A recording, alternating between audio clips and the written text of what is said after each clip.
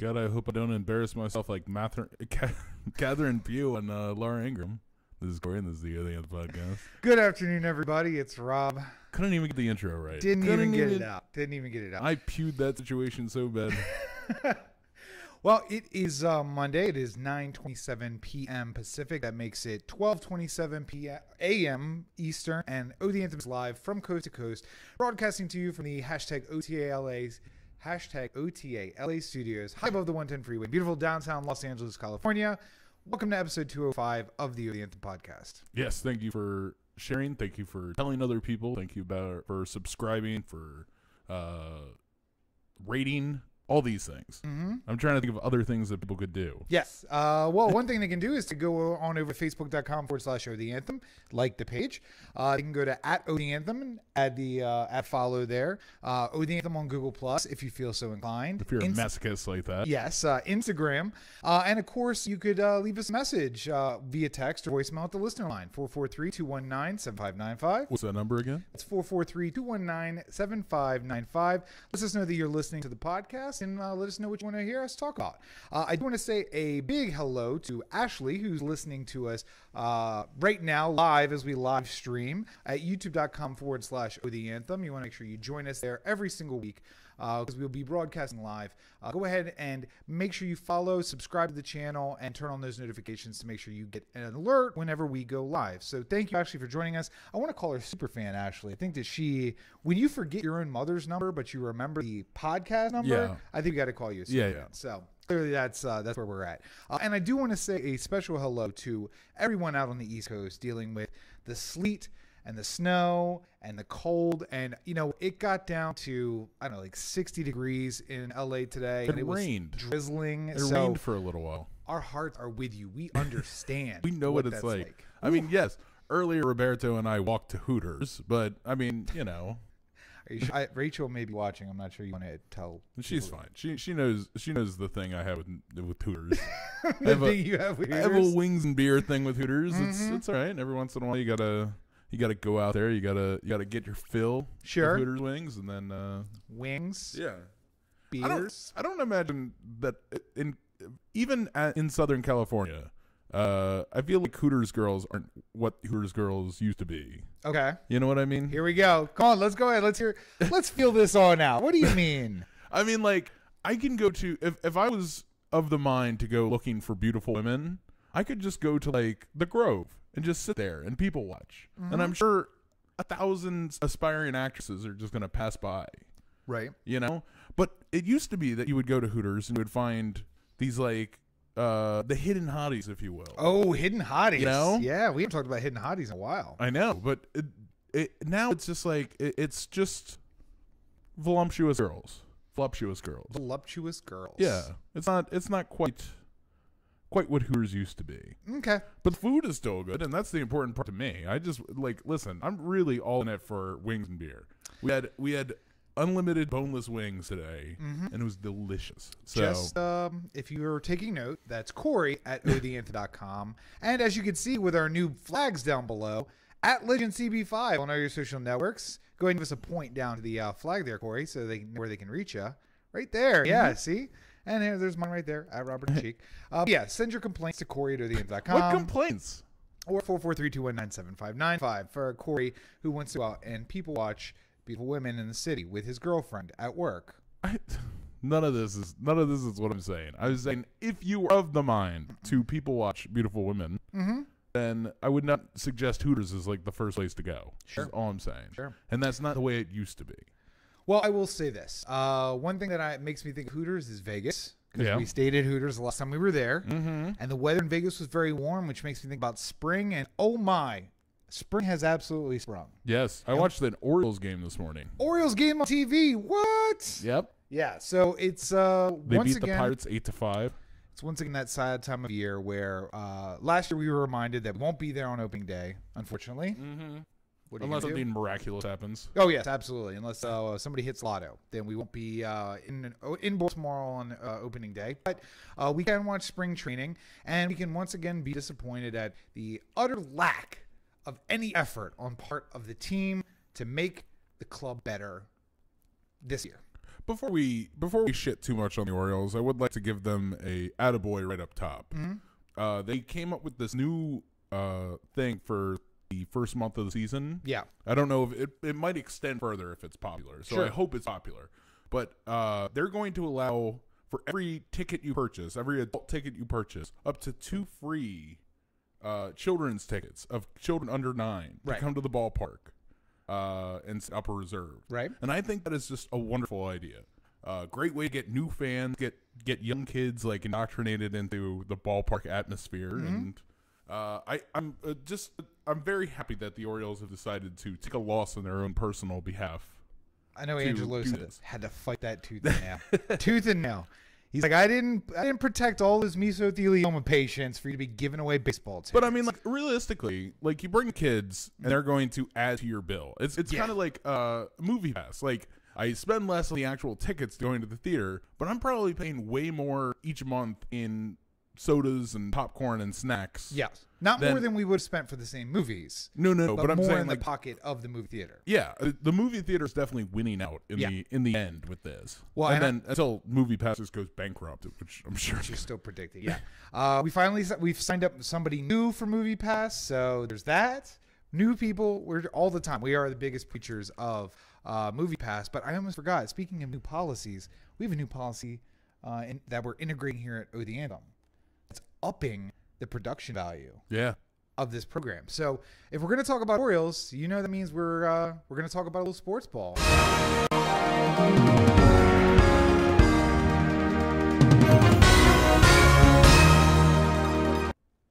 Hey! If it was silent there for everybody, sorry for that. But it was a completely visual gag. Make sure you go on over to youtube.com/O The Anthem to check it out. It was a lot of fun though. I enjoy. We're putting a lot more work into the visual aspect of this. Absolutely. Obviously, like we stepped it up a little bit with our downtown LA backdrop here. Yeah, you can see the Wilshire Grand is like right behind the hand. Yeah, right there. Corey's got the Citibank Tower poking out of the top of his head. Right there, and the Bank of America building right in front of it. So we did that. Now we got a little splash for sports ball, and it has like a really catchy theme, which I hope you guys heard. Probably not. We literally just put it on the computer seconds ago. It was a game time. It was a game time move. Well, we got the video. I don't know about the audio. Let's just go with it. We'll see what happens. But anyway, so Orioles. I like to think that the slogan around O The Anthem is just, well, let's see what happens. Let's go for it. See what happens. So, in the Orioles, in Orioles news, if you will, now. Yes. So some big things happen to non-Orioles, I suppose. Right. Ones who we really should have invested way more in. Yes. I mean, so if you were asking me who the Orioles should sign going into this offseason, I'd say a couple pitchers, and we definitely need more left-handed bats in the lineup. Sure. Yeah. With Machado moving to shortstop, maybe that left-handed bat could be a third baseman like Mike Moustakas. Or maybe if you wanted to try and catch a little lightning in the bottle like we've done before with like Nelson Cruz and Delman Young and Mark Trumbo and stuff like that, we could have gone with Carlos Gonzalez. We could have signed him, a left-handed outfielder. Yeah. Who, I mean, like for years was valued as like one of the best players in baseball, but just injuries kept him down. Well, no more Mike Moustakas, no Argo, no Lanceland, no return for Jake Arrieta. I don't think the likelihood of that was very big to begin with. We were never going to pay money it was going to take. But listen, we have solid. Though as things were getting more and more desperate, I was like, maybe just give in a little bit. Well, listen, we have a solid one starter going into the season. Two. The problem is it's spread over 2 or 3 people, and it'll equal out to one major league starter over the course of the year. But I guess we'll have to see. We'll have to see how it shakes out. Because Corey, update me, because I must have missed it. What big moves have the Orioles made in the offseason? Well, I say the biggest was when they signed Andrew Kashner. Okay. Pitcher. Yes. So that's good. That's one of the pitchers we needed. Right. Yeah. But he's a relief pitcher, right? No. Is he a starting pitcher? Mm-hmm. Okay, good. All right. So one move. And a decent enough starting pitcher. I mean, he was the ace for the Padres for a while. Okay. But in the more recent years, he hasn't been a bad starter by any means, but he hasn't been as ace-like as he was before. Right. He slowed down a bit. Yeah. Yeah, but I mean, like a nice team-friendly deal. Sure. It seemed to work out nicely for us. We still need another guy though.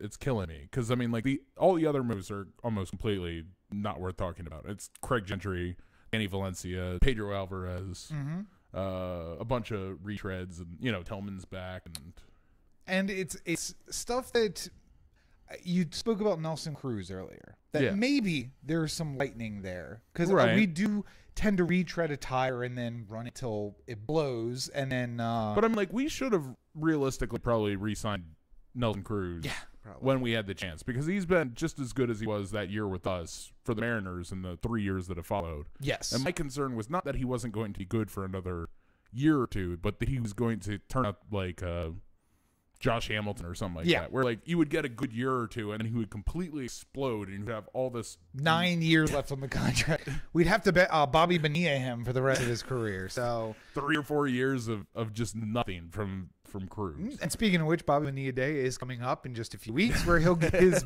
yearly paycheck from the New York Mets for not doing anything. Yeah. So that must be nice for him. But we have brought in a pitcher. We brought in some pieces, I guess, if you want to say that. But the problem is depth more than anything. Yeah. Right. The problem is that we got a lot of pawns, and I'm not seeing a lot of skill. See, here's what's starting to bother me. The numbers are coming in for the people who are getting a little desperate and signing late. Mike Moustakas, who was originally given a $16.5 million qualifying offer from the Royals and declined it because he was like, of course I'm going to get more than way better. I'm going to get more than $16.5 million this offseason. Ended up signing with the Royals for $6.5 million. $10 million loss on investment. That's unfortunate. That is unfortunate. Cargo signed for like I don't even remember. It was something absurdly low. I was just like $3.5 million or something like that. It was weird. Why are the Orioles not making plays for these guys though? I just don't know. At 6.5, Mike Moustakas is a steal. At 6.5. See, I feel like the Orioles probably said to themselves like, "Oh, we'll go up to 6 or whatever." Right. And the Royals could tap on that extra $500,000 because it would be worth it to them because they're not losing a draft pick if they re-sign him. True. If the Orioles sign Mike Moustakas, then you have to factor in the amount of money that you're wasting on the draft pick in the first round you're not getting because you signed him. Yeah, but we had the opportunity to draft Mike Trout, and we didn't. We don't draft well. Let's maybe just say take the known quantity and go from there. I would say that we used to not draft well. Okay. I think that largely the draft has caught up with analytics and the fact that there's not as many like complete busts in the draft as much as there used to be. Sure. And what you're really looking for is like once you get past like the first, call it 10 guys in the Major League Baseball draft, right? Where it's like these guys are the no doubt about it surefire hits. You're just trying to get the most people with the most alluring skills you can, which is why someone like Mike or like Aaron Judge falls to like the second round or whatever it was because. Everyone's just like, well, God, he has a ton of power, but I don't know if he's ever going to be able to hit the ball or field it or do anything else. Here's the thing, though. Given the Orioles' performance over the last 2 years, maybe the top 10 isn't out of the reach of what we're going to be drafting. Yeah, true. So maybe. But I still go with the known quantity. I still argue. I can't remember which podcast I heard this on, but it mirrored my thoughts almost exactly. It was either Section 336 or Bird's Eye View. Okay. Either one of them. Go check them out if you enjoy this Orioles talk. Both good podcasts. Think about it realistically. In the American League, there's so many teams who are tanking right now. Yeah. The Blue Jays weren't very good last year. They didn't do anything to make themselves better. Mm-hmm. Tampa is just selling off assets like crazy. Well, they made that one push. That was their push year, and now they're doing what I'm calling the Marlins 97. Yeah. Do everything you can to win, and then just fire sale everything and hope for the best. Because, I mean, the Rays have nobody. They don't have Longoria anymore. They don't have who's the any of the outfielders, the good outfielders. They've released a whole bunch of people. I don't remember. Anywho, no Logan Morrison. He's in the Twins now, I think. No Blue Jays, no Rays. In the Central, it's wait, though. Don't skip over it because the Yankees are going to rule the division this year. Right, but I'm saying, like, how many teams can you really look at right now and say they're absolutely going to make the playoffs? Okay. Yankees, Red Sox. Probably, yes. You could make the argument for the Indians. Okay. The Twins, they made the playoffs last year. Well, and Indians kept most of the stuff that they had. Yeah. So, yeah. Twins got a little bit better, Yeah. but they were also a young team that sort of overperformed. Sure. So it's still a little bit of a question of, like, how good they are. But they were a playoff team last year. Yeah. Should be considered so until further notice. The Angels are kind of a question mark. Mm-hmm. I mean, they have the talent, but it's if it all comes together, because they've had a lot of injuries over the last couple of years. People getting older, Pujols for one. I really feel bad for Mike Trout. He's going to waste all of his good years on a team that's just not going to compete. But, like, the Angels are a question mark. Yeah. The Rangers are a question mark. Mm-hmm. The Mariners are a question mark. The A's are completely out of it. Yeah. Other team in the AL West. Why am I forgetting their name? Okay, so Astros. Wait, Astros are obviously okay. obviously a favorite to win the division. Yes. And then in the Central, Cubs. the White Sox are out of it. Oh, you're still in the AL. Yeah. Go ahead. But I'm saying, like, speaking of the Orioles, White Sox are not trying to compete this year. Right. The Tigers are rebuilding as well. Mm-hmm. And the other team in the Central, why am I forgetting teams in the Central now? Was also out of it. I can't remember. I don't even know who you said, though. So, Tigers. Cleveland, White Sox. Twins. And Corey's the baseball guy. I know. Why am I blanking? know. But I'm saying, like, realistically, there's only 6 teams that are, like, heavy to possibly make a playoff spot. Right. And we're in that 16 thing. You say that. I don't see that, though. I don't see that we are in that threatening position right now. It is daft to say that the team that we had last year, which is basically the team that's returning this year, is a team that's going to compete and go to the playoffs. Kansas City without Hosmer, without Lorenzo Cain. Right. They're rebuilding as well. But I'm saying, like, so the teams that made the playoffs, Houston, Minnesota, Cleveland, Yankees, and Boston. Right. They're all favorites to go back. Again, yes. And 2 of those teams are in the AL East, and we have to play them 30 times this year. If you're gonna say questionable teams that could potentially make the playoffs, sure. Orioles, Blue Jays, maybe Kansas City, maybe LA Angels, maybe Seattle, maybe Texas. Okay. Like, these are all, but, like, a lot of those are, you know, Casey is probably lower down on the scale than we are in the potential of making a playoff division. See, you know? do you really believe that, though? Yeah. If this team of last year shows up this year, I don't see how you can make that argument. We just didn't have it last year. No, we didn't have it last year. I think that if things can change, though, if things can get a little bit better, then it can be that way, though. Okay. If we're more like the team from 2 years ago than we're the team from last year, then we're talking about a completely different thing. And speaking of wasting a lot of talent, either trade Machado or do something, because he's going to reach the end of this year and he's going to be gone. And we're wasting his young years. I almost think it's worth holding on to him. Really? Yeah. Do you? Listen, not the whole season, but trade him at the deadline. This is the kind of stuff that gets you in trouble. You're not gonna get him. You're not gonna get anything for him right now. You're the guy who goes and puts $10,000 on your favorite team to win the World Series when they have no chance of winning the World Series. Like, no, trade him now while he still has value. Do you think he becomes more or less valuable when we hit the trade deadline? He becomes more valuable. Wait a second. Did you just start the recording? All right, so if you guys are following along at home, Corey completely forgot to start recording, so we're going to have to pull the audio directly from YouTube. Hopefully it was good. Hopefully the audio is good. Oh, man. This is a Hashtag OTA After Dark. This is a wonky show tonight. Yo, Monday after daylight savings. What were we thinking about? We should not have waited this long. We should have just done it late last night. Yes. But anyway, so the Orioles are in no better position. I mean, spring training is still playing out, so I guess we'll see if anything changes over the next few weeks. I haven't heard or seen any big news coming out of anyone, and I think all of the big pieces are now off the table. So, maybe somebody has a breakout spring and we make a move before the season actually starts, but probably not. I mean, Machado's having a breakout spring, but we expect him to, and he's going to be gone at the end of this year without a World Series ring in Baltimore. So I guess we'll see. Yeah. You have so much faith. You have so much faith. Listen, I just miss the camaraderie of drinking Baltimore for opening day. Long are the days when I thought, hey, maybe we can win a World Series this year. So, I guess there's that. But we're not done with sports ball because Corey is very upset. Yes. Very upset. And you know what? Just for shit and giggles, hey. Where's sports ball? I can hear the music. All right. I'll find out later when I try and get the audio from the thing. And for whatever reason, it's just going to be like. Of course. It's going to be demons. Yeah. And then I'm going to be like, oh, fuck.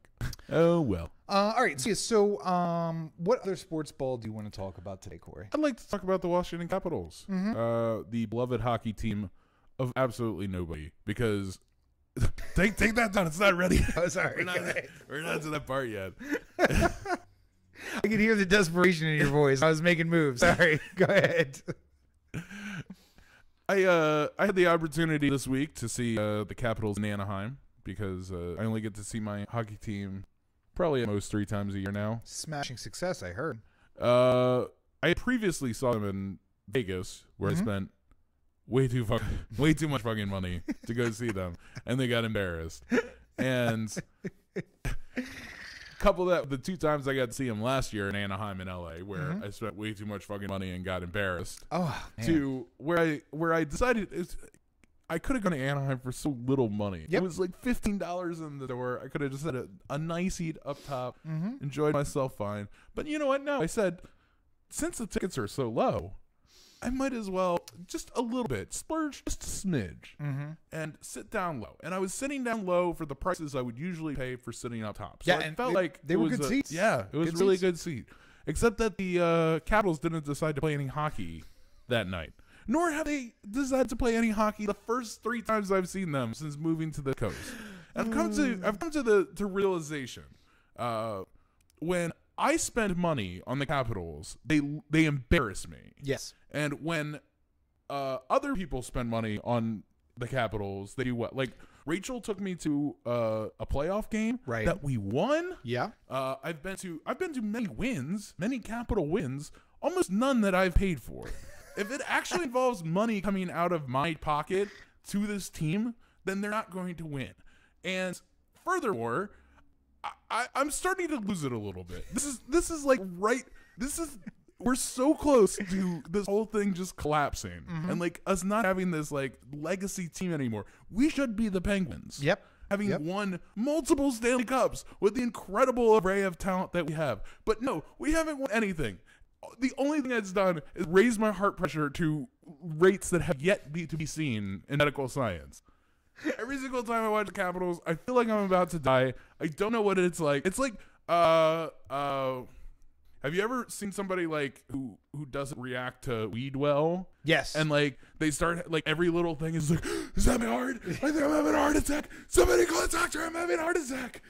Yeah. It's like the Capitals all the time. Like I'm watching this, it's like, why aren't you playing defense? Defense is important right now. Why is this happening to me? I think I'm gonna die.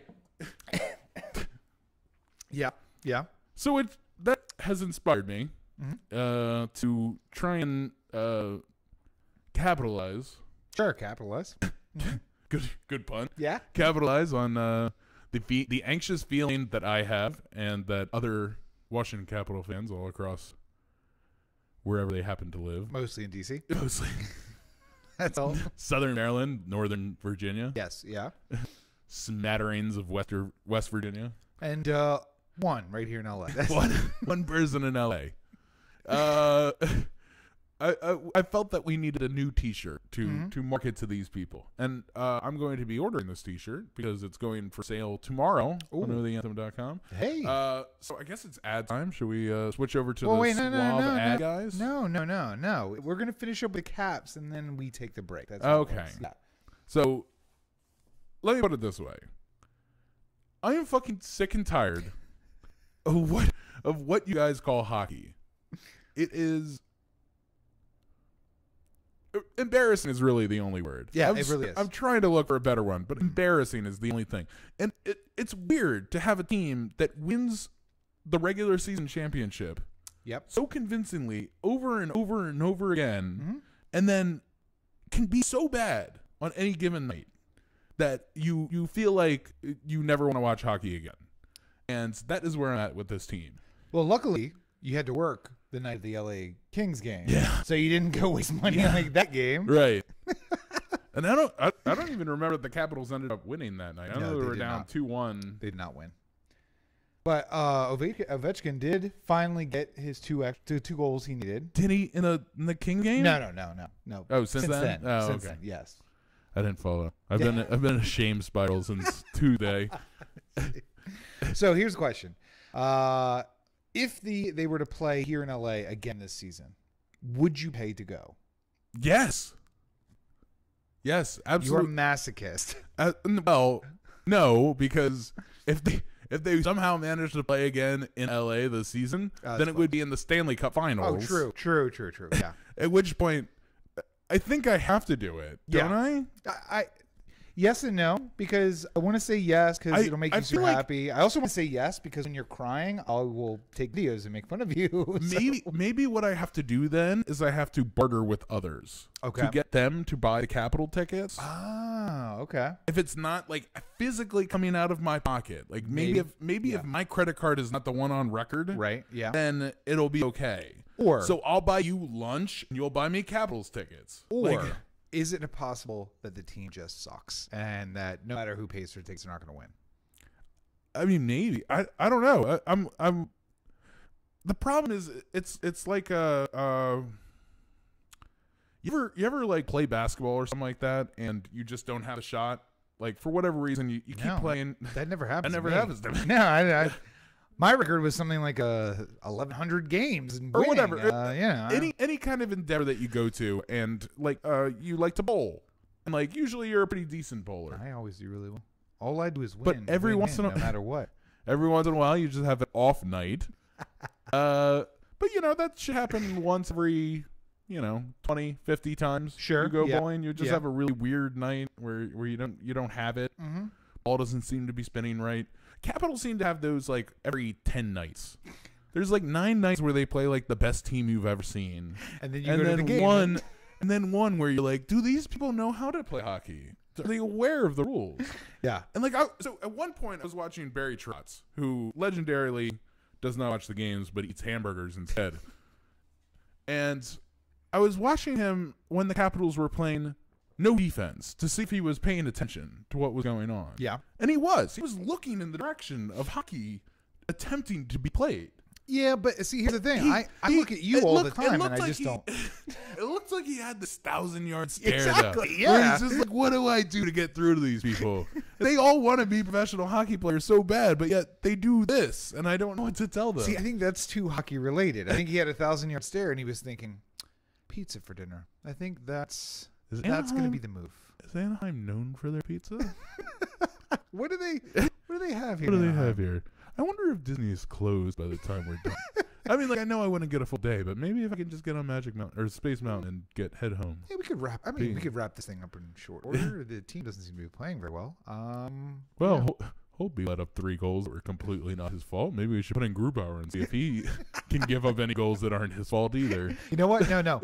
Let's pull the goalie. Let's just do it. They did. And guess what? They got scored on. And not like, hey, let's just launch this puck from the other side of the ice and hope and pray that it makes it into the goal. The guy skated right up. Just boop. Just tapped in. I love how much you hate the Capitals and love them at the same time. It's torturous. It's like having a family member that's like addicted to drugs. That's Corey at TheAnthem.com. No, make sure you send your complaints in. I famously I originally started this with the Capitals are the stupid good-looking man who's never going to marry you. Yes, and then the Corey Baker, if you will. Yes, I upped the ante to the Capitals are that alcoholic friend of yours that seems to like get their life together every so often, and you're like, oh man, they're doing so good. I'm so proud of them for like really stepping up and trying to be a responsible adult. And then when you invite them to your birthday with all your friends and all your family, and they show up so drunk and embarrass you, that's like what that's like what happened on Tuesday. I'm just like, you know what? Maybe the Capitals have turned it around. They haven't been drinking. They've been very good. They've been responsible. and then I go see them, and they're just drunk on the ice. I almost put the other one is Catholicism, which is like I all year like think about ways that I can be a better Capitals fan, that I can be more giving and make this a better universe. And then every single time I go see them, I have to pay for my sins. I almost put a name to that second type of, but I won't do that. Yeah. I see that we have people watching. I don't know who might be watching. The second A is for anonymous, sir. Oh, if only we could get her in the program. Anyway, so any other comments about the Cap? I don't want to cut you off, but it's been a half hour, and I could care less. Let's take our mid-show break. All right, so we're gonna take a little break here, and we'll be right back right after this.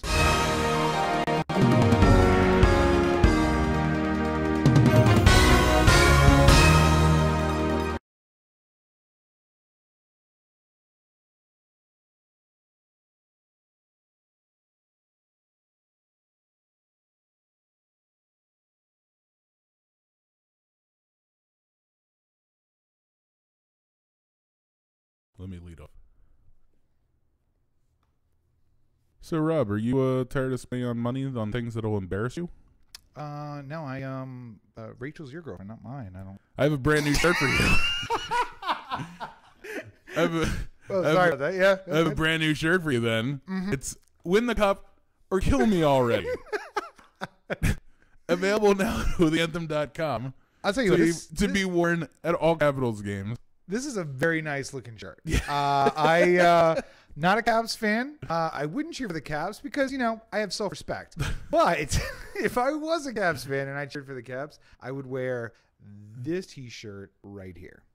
Now, this, though, I'm seeing this image. I'm thinking about it being on a T-shirt. This has got to be a T-shirt that's going to cost me $60, $70, $80, Absolutely right? not. How much is it possibly going to cost? $25.99. $25.99. And, of course, this is only available at the official Cap store, right? No. It's not available. Believe it or not, this shirt is not being sold by the Capitals. What? Something that would be this popular with the fan base is not being sold by the actual team. Right? Okay. So if they sold this at the Capital One Arena, it would sell out nightly. Yes. The only place you can get this is OTheAnthem.com. Win a cup or kill me already.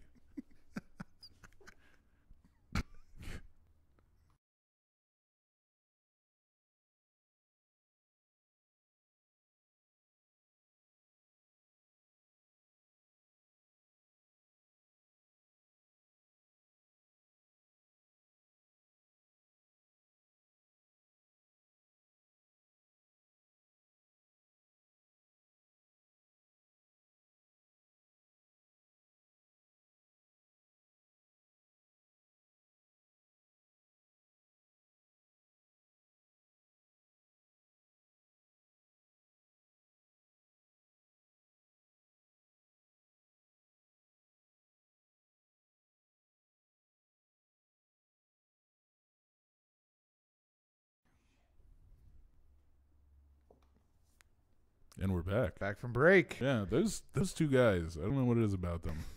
They're so charming and passionate. Well, unfortunately, those guys are not back for the second half of the show because you got us. My policy for the year is, as you guys well know, is what the fuck doesn't matter, and it's another day of what the fuck doesn't matter. It's funny. My policy is win a cup or kill me already. My new mantra. I said to Corey outside when he was talking about topics he'd like to talk about, I said, it's cute. It's cute that you think any of this stuff really matters. But you know what? I'm going to give you your due. We're going to talk about it anyway. So right off the top, we can't avoid it. Talk about the President of the United States, which Donald Trump is the president. If you've been watching Our Cartoon President, the most catchy depressing theme song, except for maybe the sportsball theme that you guys probably haven't heard. We had an election, elected president. Yeah, so where to begin? By the way, everyone watch Cartoon President. Yeah, it's so good. It's so good. If you enjoy what me and Rob talk about on this podcast, then you are going to enjoy Cartoon President I don't imagine many other people other than the people who listen to this. Like the number of people who are so focused on what's going on that they would enjoy it is so low. Well, and I just enjoy that we force people to watch it. Nobody laughs but us. Nobody gets the jokes but us. But we're really into it. So you guys should watch I it. laugh hysterically when Stephen Miller's like, Jared, would you like to go out and get 3 beers? Like Rachel's like looking at me like, who's Stephen Miller? Yeah, or when Stephen Miller's hanging by his nipples and typing out a speech. That's good. That's really good. Yeah, it strikes a place for me. Fascist Santa Monica fascist Stephen Miller. Yes. So we'll watch Cartoon President, but onto the real president on which that's based. President Trump gave a lot of thorough thought to the U.S.'s position when it comes to North Korea. Now, we've talked about North Korea a bit over the course of the last year. And it mostly because we've been living in fear of being annihilated by them. Yes, nuked by them, in fact. And I think the president gave a lot of thought to what is the policy of the United States going to be. And after consideration by talking to the State Department and his generals, he came up with a policy. Except none of that happened. Oh, wait, what? What do you mean? Yeah, South Korea and North Korea met over the past week, and they decided, let's have a meeting with the United States as well. Maybe we can resolve a lot of issues at the same time. So Trump was called, and South Korea said, hey, would you like to have a meeting with us in North Korea? He said, sure. When? How about May? Huh. Wait. You must mean May of 2019. No, May of 2018. Oh, you mean the one that's 3 months weeks away?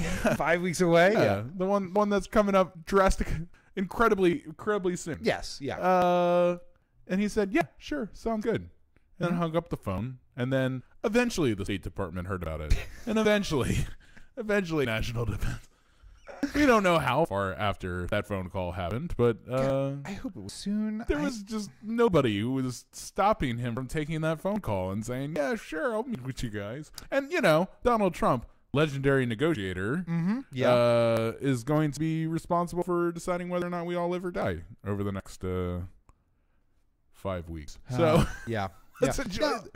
I want to say that let's enjoy the time we have while we have it. And I think that cooler head will prevail, and that the North Korean leader will certainly keep things nice and calm at the table. That's my hope, is that Kim Jong-un. Yes, I would love nothing more than if Kim Jong-un leaves a meeting between the South Korean president and Trump and just walks out and says to an aide, obviously in Korean, wow, that guy's completely unhinged. I hope he says that at the press conference for the thing. He's like, listen, we tried our best. We put all our cards on the table, but the American president here, he won't negotiate at all. Yeah, he doesn't. He keeps asking for a wall between North and South Korea. Doesn't seem like it would make much sense, but I mean, they already have a wall with North and South Korea. I guess it would be really expensive and wouldn't make much sense. I mean, they have a theoretical wall. Yes, it's a wall of landmines. True. Now there's pieces where there's an actual wall there as well. What's left of a wall? Yes, and what the a wall that nobody can repair because you have to get through thousands of landmines to get to it. Yes, but it's the kind of thing where I have hope for the future. And you know what? That actually that might be a more maybe he goes to South Korea, North Korea, and to discuss this and looks at the TMZ, DMZ. I'm sorry. Yes, I didn't mean TMZ. Looks at the DMZ. Yeah. Looks at the DMZ and says, "Wow, landmines. That's an interesting concept." So that the next time when somebody says like, "Hey, Mr. President, you know that the wall doesn't make a whole lot of sense because most people come in on airplanes, and even if you did have a wall, the Mexicans are very good at tunneling." You'd be like, "Hey, new idea, landmines. Tunnel through that, Mexicans."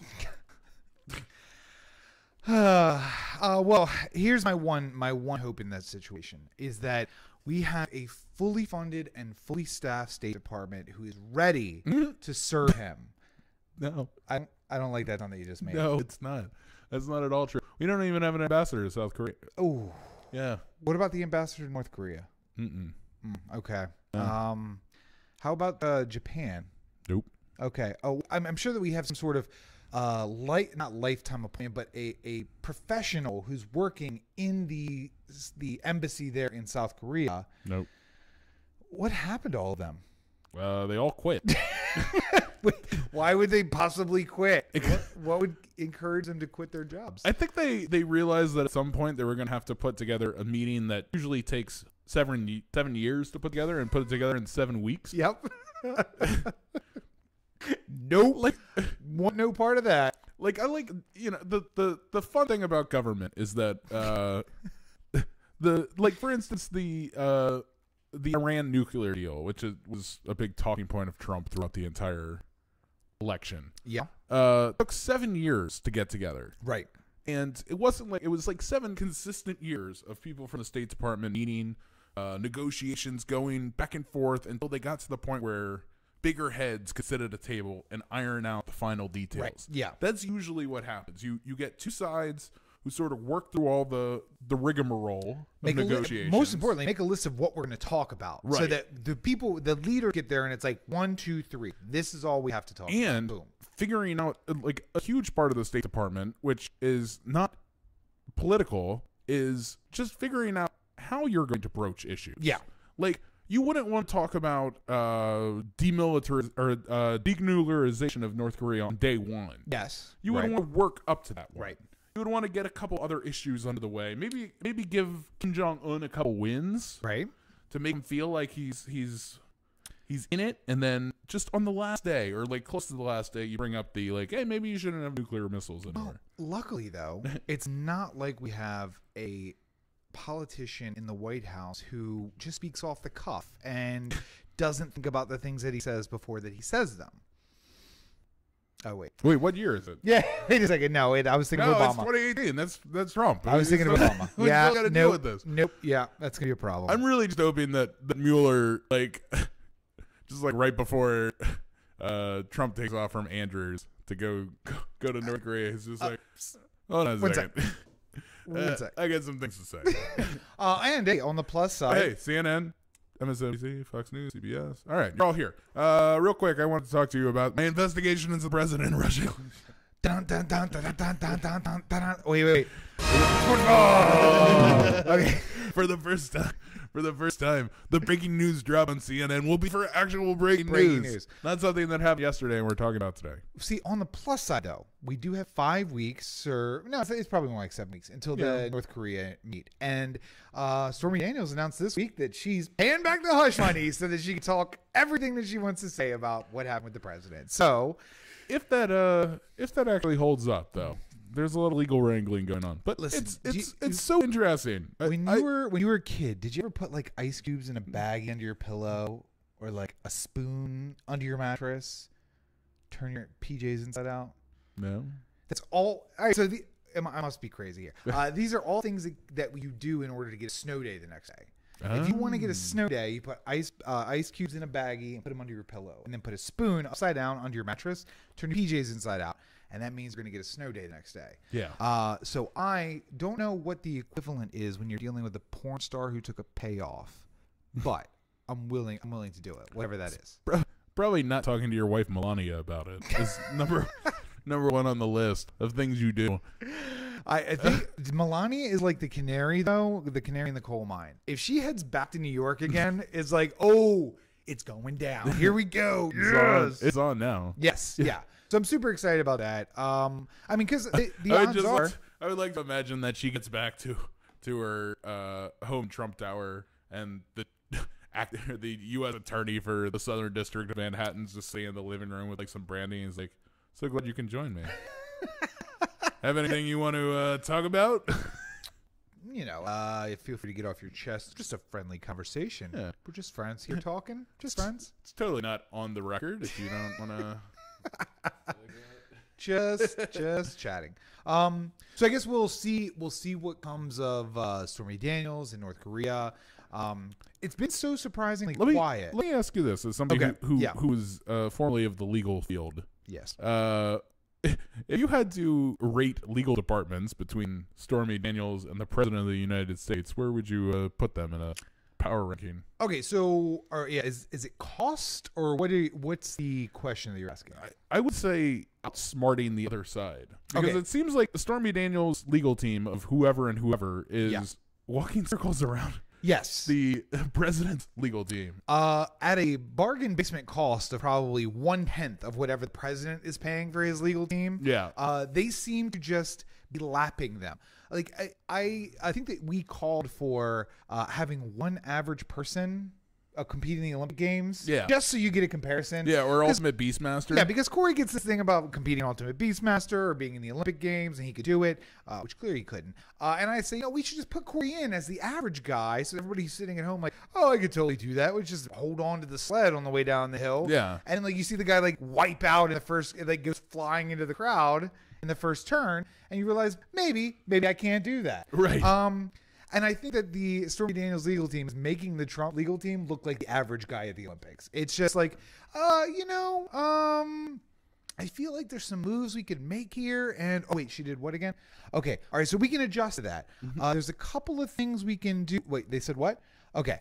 So it's like they're thinking 2 steps ahead. Yeah. And like Robert Mueller, they're just releasing things as it's convenient to release them. Like, I know they've been working on this pay back the hush money thing, and they're just like leaking it out slowly, and they're letting her do it, which is the best part. Like, I know Trump's legal team, the one thing they wish they could do is just be like, you go out there and talk, and I can trust you completely about what you're going to say.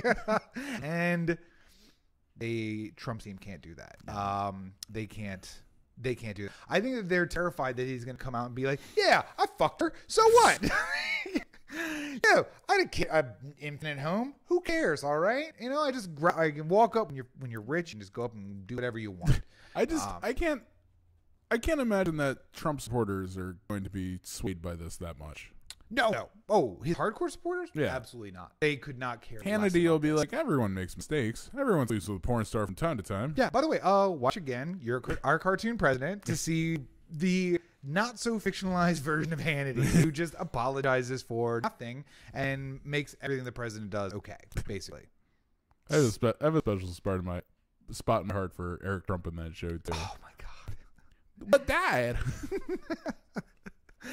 And right. Jeff Sessions.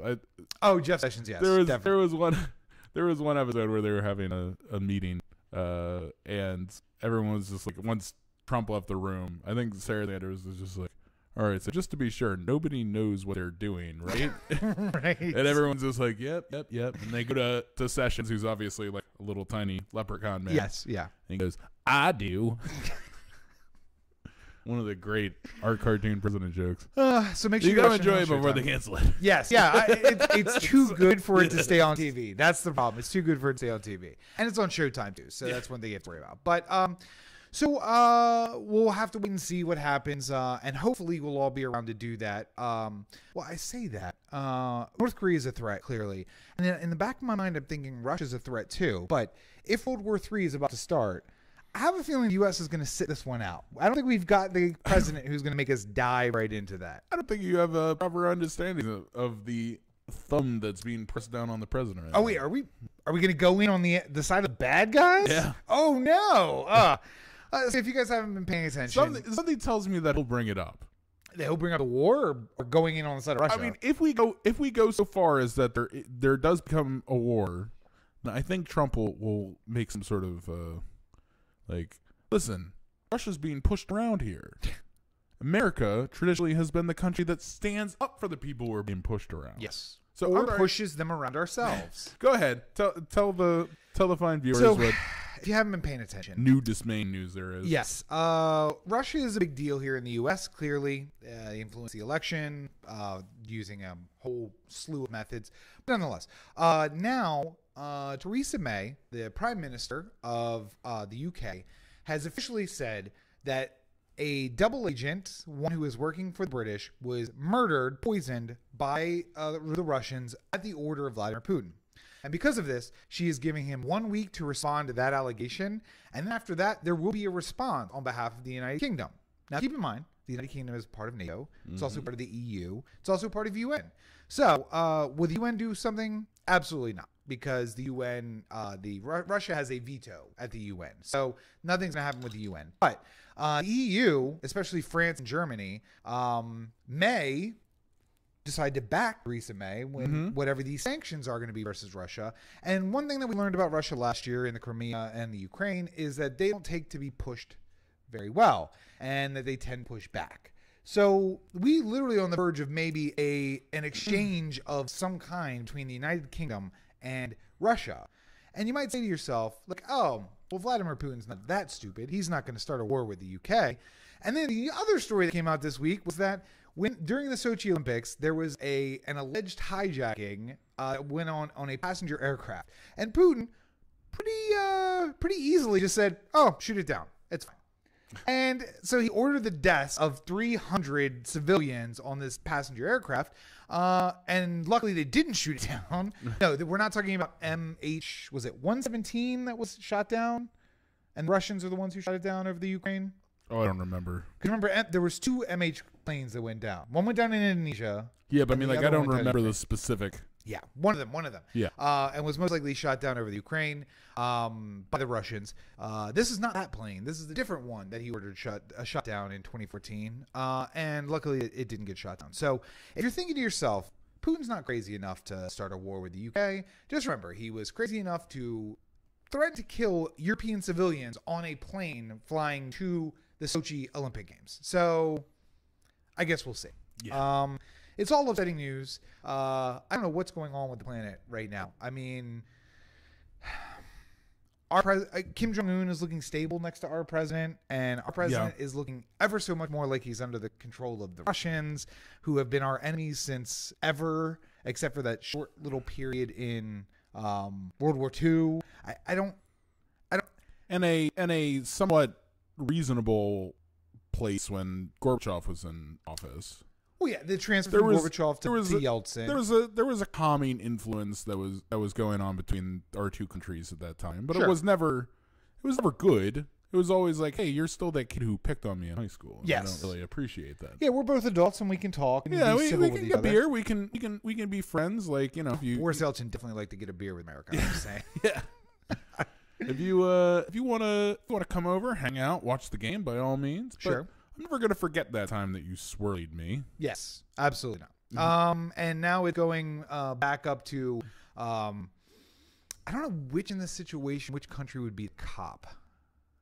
You know, it's the bully who becomes the cop. Yeah. And then like pulls you over every time he sees you, and it's like, oh, your tail lights out, or oh, hey, here's some It's still probably bugs up on Russia. your car. Yeah, probably Russia. But nonetheless, so we'll have to see how all that plays out. And I just want to go back again to my intro to this segment where I said, what does it all matter? Because in the end, we have no control over any of this.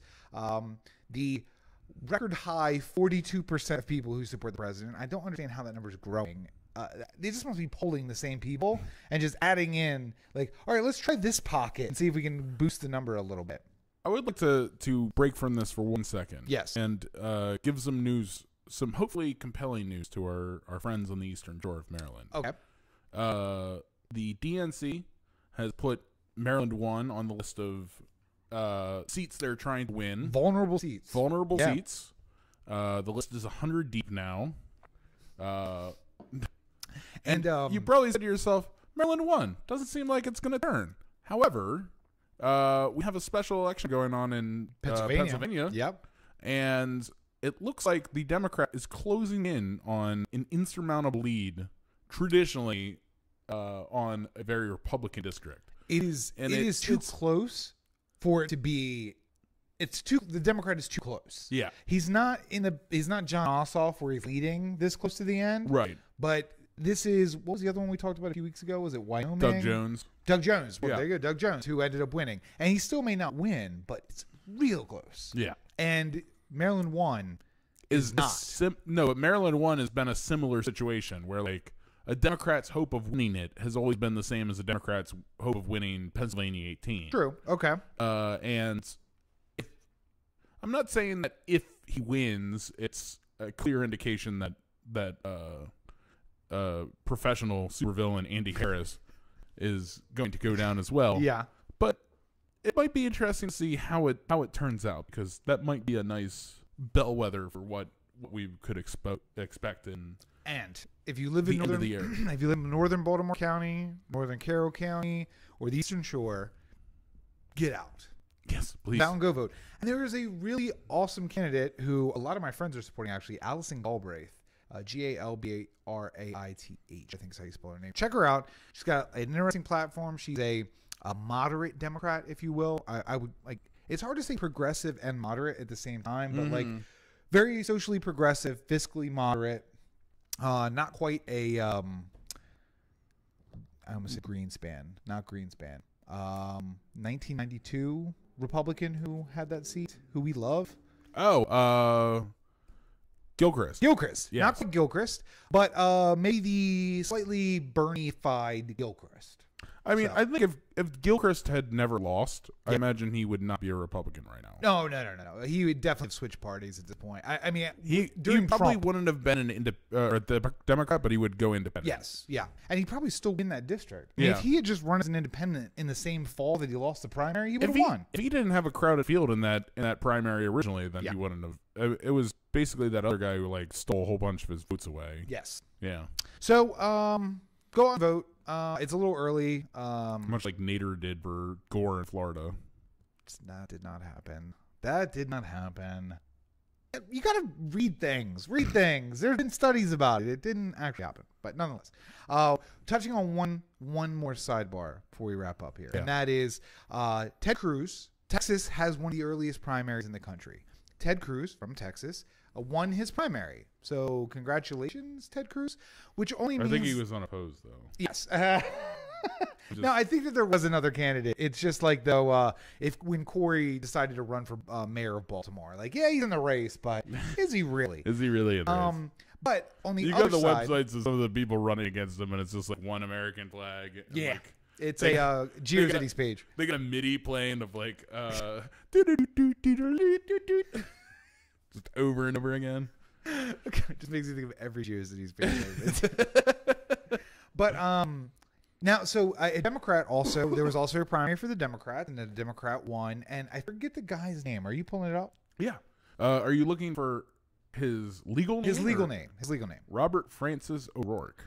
Now, it's not, actually, I shouldn't have said that, because it's not fair to ask for his legal name, because I've been calling the other guy Ted Cruz. Yeah. Which is not his legal name. No, it's Raphael Edward Cruz. Right. Yeah, and of course, the Ted comes from the Edward, right? Much like Ted Kennedy is Edward Kennedy. Yep. But he changed his name when he moved to Texas and ran for office to Ted because Raphael was maybe just a little bit too ethnic.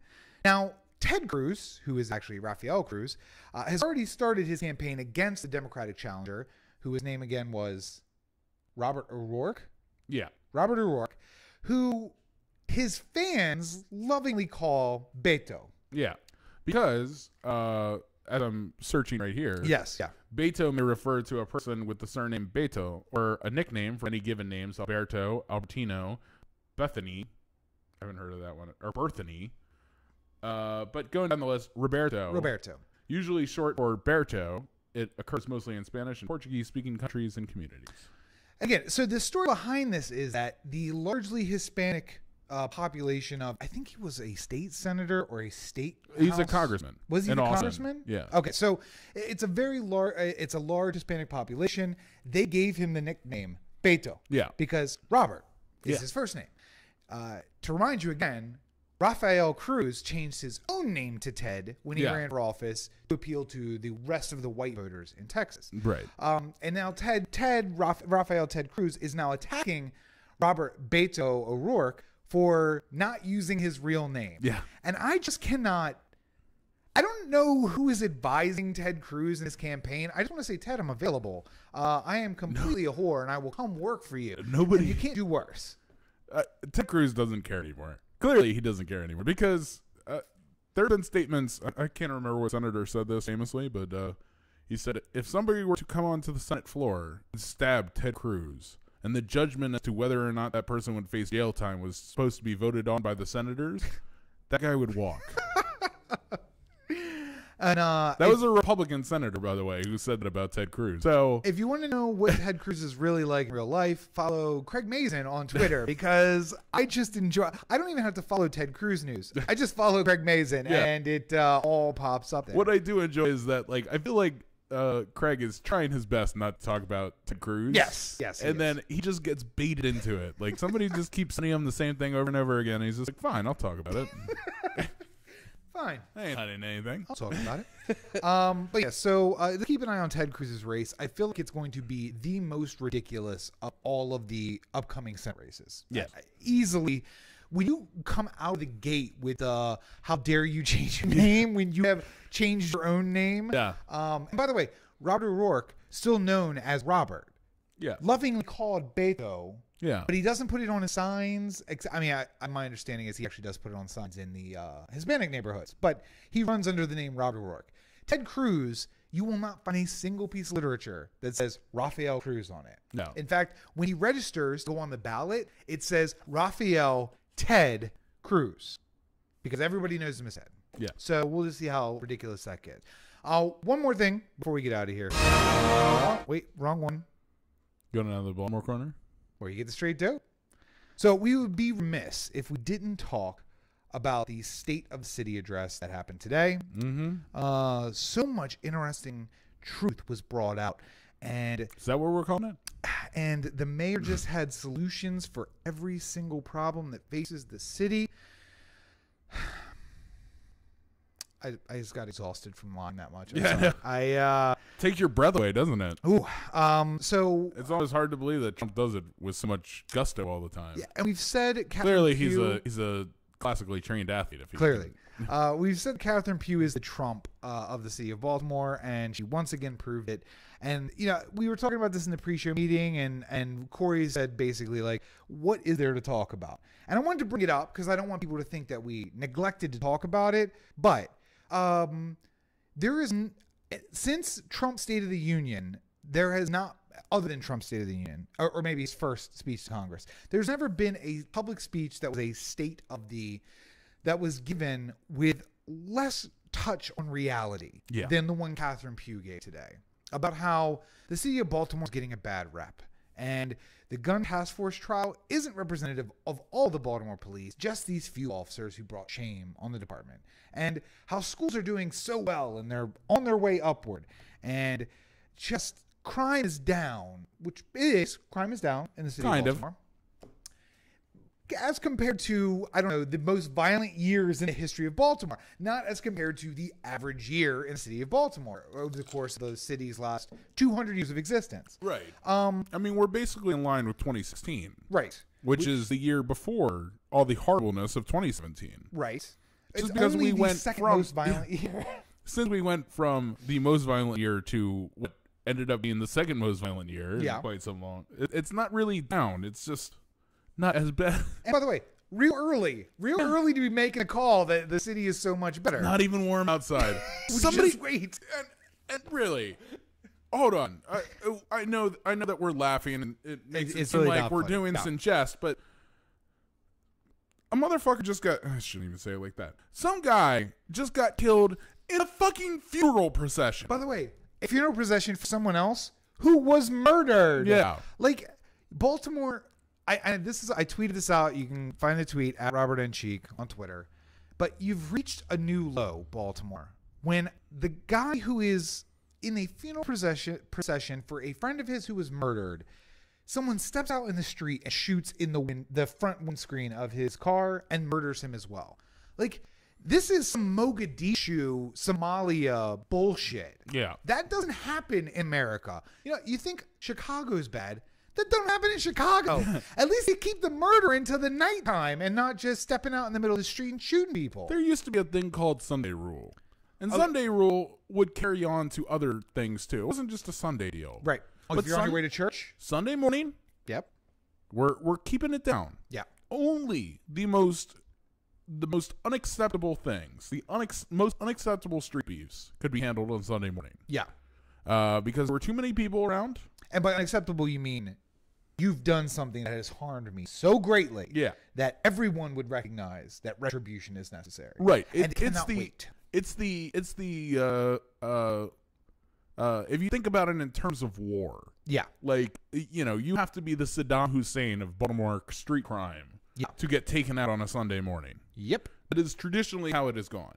If you are in a funeral procession, that has usually been an extension of what is known as the Sunday Rule. Yes, yeah. Or, you know, taking your kids to school. Right, yeah. I mean, like, let's not kill people in front of children. Yeah. Like that's always been like a reasonable point that we've tried to live by, but things have accelerated in such an alarming way recently that Yes. But in light of all of that, and in fact on the same afternoon or the same day that the same day that murder was reported, because they could finally identify the victim. Yeah. Catherine Pugh brags about how great the city is doing. Schools are doing better. Crime is down. The city is improving. By the way, we lost the Amazon contract, which is probably a blessing to the city because God knows what they gave up in the, request for the Amazon headquarters. But $2 billion of horizontal integration was promised to Amazon without any other, amongst other things, like more goodies to come, but $2 billion in horizontal integration, which, as we talked about in the, what's the development? Covington. Port Covington. When we yes. talked about Port Covington, vertical integration is when the corporation pays for building the building upward, which is the vertical part. And city will pay for the horizontal integration, which is like adding new light rail stops or putting in new streets or plumbing or anything. Any kind of infrastructure that goes into building an area is on the city's part if you pay enough money to come in. Yeah. So if Amazon was going to come in, they were going to build a whole new little city for Amazon to be in. Including the walls around the outside to protect it from getting murdered in a funeral procession. Oh, my God. But so, again, I didn't want to act like we weren't going to talk about it. It just is so appalling and so lies. Don't so much listen lie. to her. Yeah. Don't stop paying attention to what she says. Because she doesn't, at the end of the day, she doesn't know what she's doing. She's in, much like Trump, she's in way the fuck over her head. Yeah. She has no idea what she's doing. She's, at the very least, you could say she's trying. But the fact that her trying equals worse outcomes, maybe she should just fucking stop. Like, maybe go back to doing nothing. Because, by the way, my favorite moment of this State of the City speech was her talking about this 14-year-old student who impacted her so much and completely neglecting the part of where she yelled at a 10-year-old at a light who was trying to, what do they call this kid? The squeegee kid. Yelled at the squeegee kid, didn't take him to school, didn't do anything to help him, just yelled at him and told him to get to school and left. But then she's going to tell this heartwarming story about how a 14-year-old really impacted her. Like, listen, Baltimore, you get what you deserve, all right? And if you want better, you have to do better. That's basically where that's where my mentality is right now. There is one quick thing I'd like to bring up that Laura Ingraham brought up on our Fox News show that Catherine Pugh decided to join her on, much to the dismay of everyone. Yes. There was the point that was brought up of all the cities that have problems are run by Democrats. Why is that? At which Catherine Pugh just went past it. But I would like to make the argument that it's not necessarily cities run by Democrats. It's cities that are so run by Democrats. Not that Democrats are bad or anything like that, but you have to, if you have a nice mixture of different opinions coming in at the same time and trying to come with better solutions. The thing is, like, the Democrats in Baltimore City are all just like, we need to raise the minimum wage to $15 and let's run on this and it's really important. And then as soon as you get to the point where you have to actually do it, you say, well, we can't do that. We can't afford that. And usually you would have cover of Republicans, like, 4 or 5 Republicans in the city council who would hold your feet to the fire and bring you down, and you'd be like, oh, I don't want to give up on 15, but I guess we'll go to 13. And in the end, 13 is where you could afford to be anyway, so you win. But there is none of that. Yeah. So what you do is you look like a bunch of idiots when you say, like, yeah, let's run for 15. Everyone gets $50 an hour. And then when you get into the job and you're just like, shit, we can't do that. Well, and I was going to say a great example is Seattle, San Francisco, Oakland. And I know that these are all West Coast cities, but it's the ones that I'm hearing the most news about, obviously, from being here, who do have Republican voices or other voices. Like in Seattle, there's some Greens who are further to the left than the Democrats. And then there are some moderate Republicans. I don't think they're actually Republicans. I think they are some local Washington party. But there's so many diverse voices. Gilchrist Republicans, and there's just so many voices that it moderates itself out. The problem is you have Pugh and Jack Young and an entire city council who are just all the same Democrats. And They just don't get anything done. And in cities like that, cities like Detroit before the current mayor, cities like Camden before the current mayor. Yeah. These you can't. Chicago. These are places where you just can't. You can't get anything done, and they're so horrible because there's no accountability. Because the people aren't going to make you accountable because people are stupid and they just keep forgetting that. Hey, you told me number one, it's last exhausting. time. Yeah, it is fucking exhausting. I try and do what I can about net neutrality because it's a really important issue to me, and above anything else, it really feels like the thing I need to be focused on. Mm-hmm. Like, there are so many problems in this world, but I feel like this one is one I can actually be a part of and do something to solve. But it's so exhausting to try and keep up with it all the time. It's the worst. It really is, and I just can't anymore. Well, I wonder if there was a place that we could. OTheAnthem.com. Or OTheAnthem.com. O The Anthem on Facebook, Twitter, Instagram, and the listener line 443-219-7595. What's the number again? 443-219-7595. And you can find more of me at CoreyBakerFilmmaker.com and my Facebook page, Corey Baker Film, and my Twitter, Instagram, Snapchat at LegendCB5. And yeah, there's gonna be a new game night video coming out. Game night review. Game night. Wait, so Rachel went and saw Game Night with you? No. Did you lie to her? No, you guys lied to her. You guys are the ones who did that. We definitely lied. Yeah. She had things she had to do. It's not her fault. Anyway, you can find me on all your social networks at Robert N. Cheek. Right down there. Make sure you check out robertncheek.com where you can find links to my political blog, the news website, and the books, which are available on Amazon. Barrow's Books. Thank you, sir. And of course, if you want to support all the things that I am doing, you can do that at patreon.com, patreon.com/Robert N. Cheek. I upload there a lot more often than I've been uploading anywhere else. You get pictures, you get short stories, you get poems, you get a whole bunch of stuff that you're not going to find anywhere else other than on Patreon. So check it out, patreon.com/Robert N. Cheek. And of course, that is helping me submit to all of the screenwriting competitions. You'll know more about that if you check out my account on there. So. And please, if you want to put up the alternate too. Yeah, alternate. Go to OTheAnthem.com. Click on the shop link and purchase our brand new t-shirt. And if you're a Washington Capitals fan, I don't know why you wouldn't want this one. Mm-hmm. Win a cup or kill me already. I would really love if by the end of the season they were so prominent in Capital One Center. Is that what it is? Capital One Arena. Capital One Arena. That the camera couldn't help but catch a fan wearing a "Win a cup or kill me already." I love it. I would love it. So I noticed he made it Washington hockey. Why not? Because you can't use capitals. Yeah. Oh. Yeah. Well, we're getting around those legal obligations. So, hey, there you go. I mean, maybe I could just make it like a capital idea or something like that. No, I like this. This is nice to see. So get your shirts, wear them out there. If somebody sees Loud Goat, tell him to buy a shirt at OTheAnthem.com. Anyway. All right. Well, I think we've done good here today. We've done something. I don't know if it's good. But as always, you're listening to the O The Anthem podcast, part of the O The Anthem digital network. For Corey, this is Rob. Have a good week, everybody. And if you know anybody who works at the State Department, please tell them Trump to go. Just stay back. They don't have TV in North Korea. Just stay back.